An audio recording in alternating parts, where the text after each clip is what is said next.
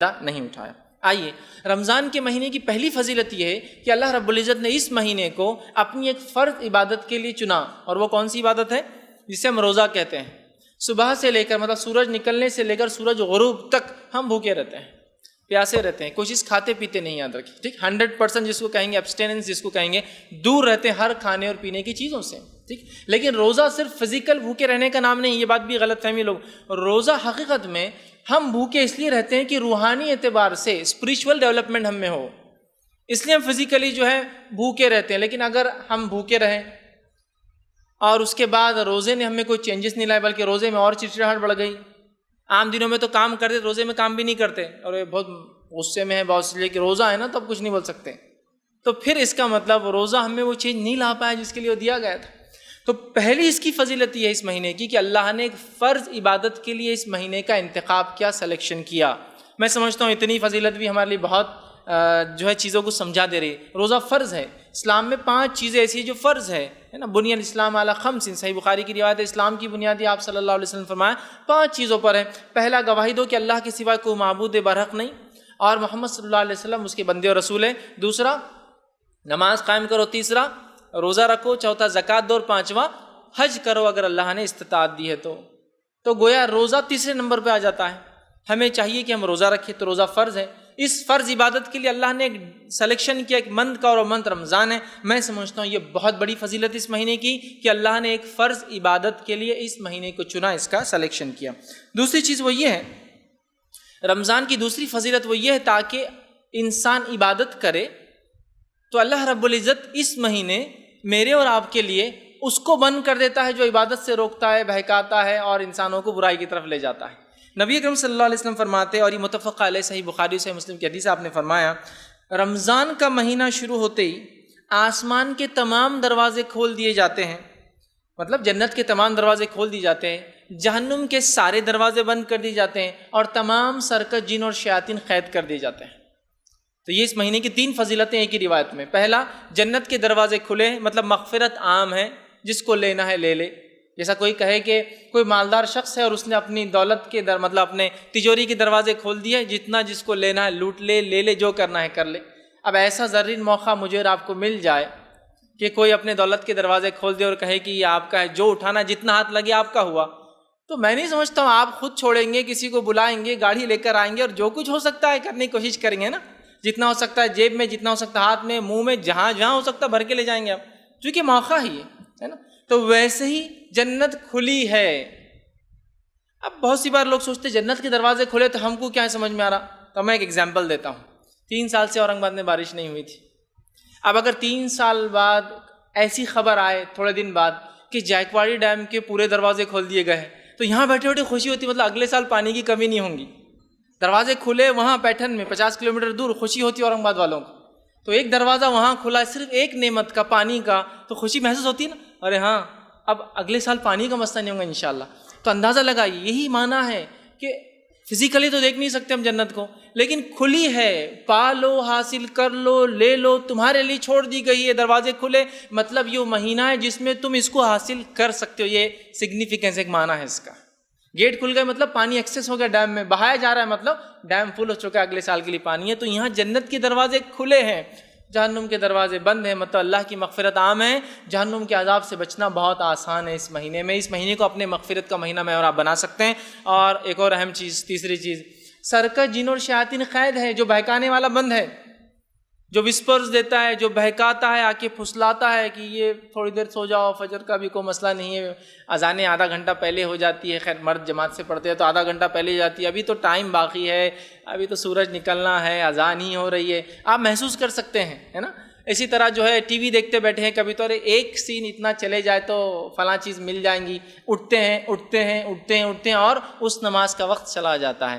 تو بہکانے والا بھی نہیں ہے، مطلب دیکھیے اگر کوئی بہکانے والا شیطان کھلا ہوتا تو پھر اعمال میں کہیں نہ کہیں کوتاہی آ جاتی تھی۔ اب شیطان بھی بند ہے تو اللہ نے ایک پروویژن بھی دیا کہ دیکھو تم اعمال کر سکتے ہو، بہکانے والا بند ہے۔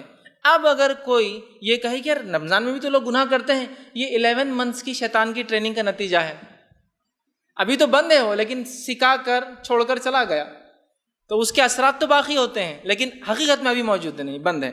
تو یہ اس کے 3 فضائل دیکھیے ایک ہی روایت میں آ رہا ہے۔ اسی طرح اس مہینے کی فضیلت میں یہ آتا ہے اس ماہ کیا گیا عمرہ حج کے برابر ثواب دیتا ہے. تو کتنی بڑی بات ہے. اللہ نے جس کو موقع دیا، مال و دولت دی، ضرور عمرہ کرے اس مہینے میں. اسی طرح اس مہینے کی فضیلت یہ ہے کہ قیامت کے دن، یہ جو مسند احمد کی روایت ہے، قیامت کے دن روزے دار کی سفارش کرنے والا ہے.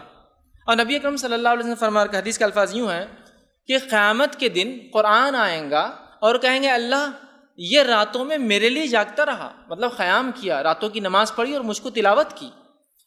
اور روزہ آ کر کہیں گے اللہ یہ میرے وجہ سے دن بھر بھوکا اور پیاسا رہا.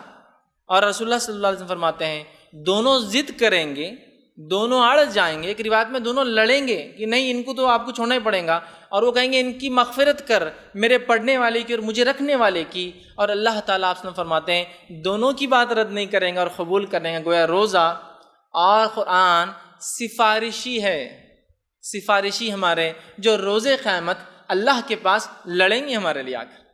تو کتنی بڑی بات ہے نا. تو اس روزے کو ہم مکمل کریں گے جیسا اس کا حق ہے، تلاوت قرآن کریں گے، راتوں میں جاگیں گے، اس کو پڑھیں گے.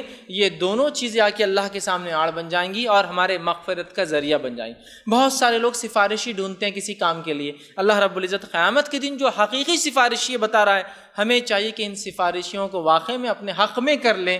اتنا قرآن پڑھے کی گواہی دے اور اتنے روزے اور ایسا مکمل روزہ رکھے جیسا حق ہے تاکہ یہ گواہی دے ہمارے لیے. ٹھیک ہے، تو یہ دونوں سفارشی ہے ہمارے. آگے آئیے، روزے کے اجر کے تعلق سے نبی اکرم صلی اللہ علیہ وسلم فرماتے اور کہتے ہیں، یہ صحیح مسلم کی روایت ہے کہ روزے کے لیے حدیث قدسی ہے. حدیث قدسی اس حدیث کو کہتے ہیں جو اللہ تعالیٰ سے نبی اکرم صلی اللہ علیہ وسلم سیدھے روایت کرتے ہیں. پہلا راوی اللہ تعالیٰ ہوتا ہے کہ تمہارا رب تم سے فرماتا ہے، اللہ نے مجھ سے کہا. جب بھی ایسی حدیث آئے سمجھ لیجیے حدیث قدسی ہے. تو آپ صلی اللہ علیہ وسلم فرماتے ہیں کہ روزے کے تعلق سے اللہ فرماتا ہے فَإِنَّهُ لِي، روزہ میرے لیے ہے، وَأَنَا أَجْزِي بِهِ، اور اس کا اجر میں ہی دوں گا. تو روزہ کس کے لیے؟ اللہ کے لیے ہم رکھتے ہیں. اس کا اجر کون دیں گا؟ اللہ تعالیٰ دیں گا. اب آئیے اس بات کو تھوڑا سا سمجھنے کی کوشش کرتے ہیں. فار ایگزامپل، مثال کے طور پر سمجھ لیجئے میں اس شہر کا ایک مالدار انسان ہوں اور میں آپ سے کہتا ہوں کہ اگر میرے ایک کام کے لیے آپ وسیلہ بن جائے، میرا کام کر دے تو میں کچھ دوں گا. تو آپ آٹومیٹیکلی میرے اسٹیٹس کے اعتبار سے ایکسپیکٹیشن آپ کی ہوتی ہے، یار ان کا اسٹیٹس یہ ہے تو کم از کم اتنا تو ایک آدھ کچھ ہینڈ سیٹ وغیرہ تو مل ہی جانا چاہیے، ایک آدھ فلاں. اسٹیٹس اور ہے تو ایک آدھ ٹو ویلر کا تو ایکسپیکٹیشن ہو سکتی ہے کہ اگر یہ کام ان کا ہو جائے تو ہوتا ہے نا. اب اورنگ آباد شہر کا سب سے مالدار انسان کہے کہ یہ کام کر دیے تو کچھ دوں گا، ایکسپیکٹیشن چینج ہو جاتی ہے آپ کی. مہاراشٹر کا سب سے مالدار انسان کہے کہ آپ کو کچھ دوں گا، ایک کام کیا، ایکسپیکٹیشن بڑھ جاتی ہے. انڈیا کا سب سے مالدار انسان کہے کچھ دوں گا، دنیا کا سب سے مالدار انسان کہے کچھ دوں گا تو ایکسپیکٹیشن کتنی ہائی ہوتی ہے نا. اللہ کہہ رہا ہے روزہ رکھو کچھ دوں گا، ایکسپیکٹیشن کم از کم یہ تو ہو سکتی کہ سب سے چھوٹی جنت تو ہونا ہم کو. کوئی پلاٹنگ کرنے والا اگر پلاٹنگ نکالتا ہے اپنی زمین میں تو اس کو ساتھ دینے والا سوچتا ہے سب سے چھوٹا پلاٹ تو بھی کم از کم مجھے ملنا چاہیے، ہوتا ہے نا. بٹ نیچر ہے چونکہ اس کے پاس جو چیزیں وہ پلاٹس ہیں وہ بھی دے سکتا ہے آسانی سے. تو اللہ تعالیٰ کہہ رہا ہے روزہ میرے لیے ہے تو بندو اجر میں دینے والا ہوں. کیا ایکسپیکٹ کرتے اللہ سے ہم لوگ؟ کم از کم اپنی مغفرت. اس کا معنی ہے کہ جنت، کم از کم کچھ نہیں تو سب سے چھوٹی جنت. اور سب سے چھوٹی جنت کے تعلق سے حدیث میں آتا ہے وہ دنیا کے، ہمارا جو گلوب ہے دنیا سے 10 گنا بڑی ہوں گی. سب سے اسمالسٹ، سب سے چھوٹی جنت جو سب سے آخری انسان کو ملیں گی وہ کتنی ہوں گی؟ دنیا سے 10 گنا بڑی، 10 ٹائمس اس سے بڑی. سب سے اسمالسٹ ہے، یاد رکھیے. بڑے بڑے کتنے ہوں گے اس کا اندازہ نہیں لگا سکتے ہم لوگ. ٹھیک، تو بہرحال کم از کم یہ تو امید ہے گناہ گار بندہ کر سکتا ہے اللہ مغفرت تو مل جائیں گے. چونکہ آپ نے کہا فَإِنَّهُ لِي، روزہ آپ کے لیے تھا تو میں نے رکھ کے آیا، اب اس کا اجر مجھے دیجیے. تو کیا ایکسپیکٹیشن؟ یہ ہماری مغفرت کر دے، جنت دے، جنت میں اعلیٰ سے اعلیٰ مقام دے. کچھ نہ تو گناہ گار بندہ یہ تو تصور سب سے چھوٹی جنت تو ملیں گی. تو گویا اللہ کہہ رہا یہ میرے لیے ہے، میں اس کا اجر دینے والا ہوں. لیکن حدیث میں کنڈیشن آتی ہے. کیا کنڈیشن ہے سنیے؟ میں اس کا جزا دوں گا. روزہ آنکھ سے ڈھال ہے، لہٰذا جس روز تم روزے سے ہو فحش گوئی مت کرنا. کنڈیشنل ہے تھوڑا سا. کس کو مغفرت ملیں گی؟ کنڈیشن فرسٹ، فحش گوئی نہ کرے، گندی بات نہ کرے. آگے فرمایا بیہودہ کلامی نہ کرے. آگے فرمایا اگر کوئی گالی گلوچ کرے، لڑنے آئے تو کہہ دے میں روزے سے ہوں، میں یہ کام نہیں کر سکتا. لیکن اس کا ہرگز معنی نہیں ہے کہ افطار کے بعد ملو. تو وہ ہو جائے گا کہ نہیں فیض بھائی نے بولے اب بات تو سمجھ میں آ گئی، افطار کے بعد ملو آپ میرے کو، پھر باقی پورے جمع کر کے لکھ کے رکھتی ہوں اور پھر بتاؤں گی کیا اس کا بدلہ ہے. نہیں ہونا چاہیے. تو افطار میں جب انسان روزے کی حالت میں کہہ رہا ابھی نہیں، اس کا مطلب میں نہیں لڑنا چاہتا ہوں. یہ ٹریننگ ہے میری اور میں یہ کام نہیں کر سکتا. تو وہ کہہ دے اشارے سے کہ میں روزے کی حالت میں ہوں. پھر فرمایا اور کہا روزے دار جو ہے، اور آپ نے فرمایا اس ذات کی قسم جس کے ہاتھ میں محمد صلی اللہ علیہ وسلم کی جان ہے، روزے دار کی منہ کی ریح ہوا اللہ تعالیٰ کو مشک کی خوشبو سے زیادہ پسند ہے. روزے دار کے لیے 2 خوشیاں ہیں جس سے وہ خوشی حاصل کریں گا. ایک روزہ رکھنے کے بعد افطار کی خوشی، دوسرا جب رب سے ملیں گا تو اس کے اجر کی خوشی. تو روزے کا اجر تو اللہ دیں گا، لیکن کنڈیشنل ہے، کوئی بھی غلط کام اس پہ ہم سے نہ ہو پائے. اور 30 ڈیز تک جب کوئی غلط کام دن میں نہیں ہو رہا ہے، انسان احتیاط کر رہا ہے، رات میں تلاوت قرآن، تراویح، تہجد، سحر اور تمام چیزیں، تو 1 منتھ کی ٹریننگ انشاءاللہ زندگی بدلنے کے لیے کافی. آئیے اسی طرح روزے کی فضیلت یہ ہے کہ متفق علیہ صحیح بخاری صحیح مسلم کی روایت ہے، اور روزے دار کے لیے جنت کا اسپیشل ایک ڈور ہے جس کے ذریعے وہ گزرنے والے ہیں. جنت کے 8 دروازے اور جہنم کے 7 دروازے ہیں. چونکہ اللہ کی رحمت اس کے عذاب سے زیادہ ہے، اس کے غضب سے، اس لیے جنت کے دروازے 8 ہے اور جہنم کے 7 ہے. اور جنت کا ایک ایک دروازہ 1250 کلومیٹر سے زیادہ کا ہے. حدیث میں الفاظ ہے مدینہ سے لے کر بصرہ شہر جتنا ہے اتنا ڈسٹنس ایک ایک جنت کا دروازہ ہے. تو ایک دروازہ اس میں ریان نام ہے اس کا، وہ دروازہ خاص ہے کس کے لیے؟ روزے داروں کے. آپ نے فرمایا روزے قیامت روزے داروں کے لیے خاص دروازے کا نام ریان ہے، اور روزے دار اس سے گزرنے والے ہیں. اب آپ کہیں گے جنت میں تو کوئی بھی دروازے سے چلے جائے، کیا ہے، جانا ہے اس حاصل کرنا الٹیمیٹ سکسیس ہے. لیکن اس کے بھی پیچھے بڑی بڑی حکمت ہے. آئیے میں ایک مثال دیتا ہوں پھر بات سمجھنی. میرے گھر کے اندر 4 دروازے ہیں. مین گیٹ ہوتا ہے، پھر اندر دروازے ہوتے ہیں. ایک دروازہ ہوتا ہے جو ریگولر ڈور ہوتا ہے، ایک دروازہ ہوتا ہے جو کبھی کچھ خاص مہمان تو کھلتا ہے، وہ کھلتے آس پڑوس والے سمجھ ہاں کچھ تو بھی بچی کا رشتہ آیا یا فلاں کچھ تو بھی ہوا، وہ دروازہ کبھی نہیں کھلتا ہے. ایک دروازہ سروینٹ ڈور ہوتا ہے پیچھے سے، اس میں سے گھر کا مالک نہیں داخل ہوتا کبھی، وہ کام والوں کو بولتا ہے ادھر سے نہیں آنا ادھر سے آؤ. ہر دروازہ کسی نہ کسی اسٹیٹس کو چھلکاتا ہے. کون ہے گزرنے والا؟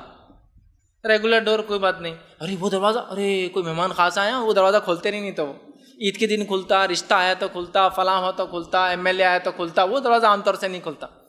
تو ہر دروازہ ایک اسٹیٹس شو کر رہا ہے آپ کو. تو ریان ایک دروازہ ہے، اس سے روزے داروں کا اسٹیٹس پتہ چل رہا ہے. بتانے کا مقصد یہ کہ اللہ کے پاس اتنا ہائی اسٹیٹس ہے روزے داروں کا کہ ایک دروازہ ہی مختص خاص اسپیشل کر دیا، ڈیڈیکیٹڈ ڈور ہے ان کے لیے. وہاں سے جانے والوں کو فرشتے سمجھ جائیں گے کہ کثرت سے روزے رکھنے والا تھا یا روزے رکھنے والی تھی. تو کون ہے ایسا جو مخصوص اور خاص دروازوں سے گزرنا نہ چاہیں گا؟ یا آپ کو اگر کوئی مہمان بلائے اور مہمان خاص بول کر سروینٹ ڈور سے اندر بلائے تو فیل ہوگا نا آپ کو کبھی نہ کبھی کہ دیکھو بلائے اور پیچھے سے میں وہ کیے، ان کو تو سامنے سے ہوتا ہے نا، تو اندازہ لگا ایک دروازہ ڈیڈیکیٹڈ ہے. اس سے اس کی روزے کی، اس مہینے کی فضیلت پتہ چلتی ہے. اسی طرح رمضان کا سارا مہینہ اللہ کے رسول صلی اللہ علیہ وسلم فرماتے ہیں، ابن ماجہ کی حدیث ہے، رمضان کا سارا مہینہ اللہ تعالیٰ لوگوں کو جہنم سے نجات دیتا رہتا ہے. سارا مہینہ. تو گویا یہ پورا مہینہ وہ مہینہ ہے جس میں میں اور آپ اپنی مغفرت کروا سکتے ہیں. کیوں؟ آگے میں انشاءاللہ آخری میں ایک بات رکھوں گا کیسے کروا سکتے ہیں. تو اس مہینے مغفرت کروا سکتے ہیں، اس لیے اللہ تعالیٰ روز روز آزاد کرتا ہے.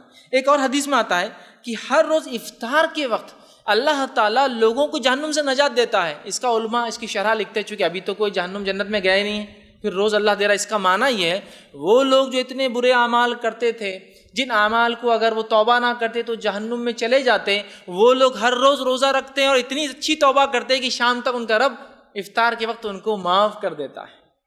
یہ معنی ہے اس کا. کہ ابھی تو کوئی گیا نہیں ہے، لیکن یہ معنی ہے گناہ گار، اور ہم میں سے ہر شخص گناہ گار ہے. کوئی بھی انسان کتنا بھی نیک ہو، اس لیے کل بنی آدم خطا، آدم کی تمام اولاد خطا کار ہے. وخیر الخطائین التوابون، سب سے بہترین وہ ہے جو توبہ کرتے ہیں. یہ نبی اکرم صلی اللہ علیہ وسلم کی حدیث ہے.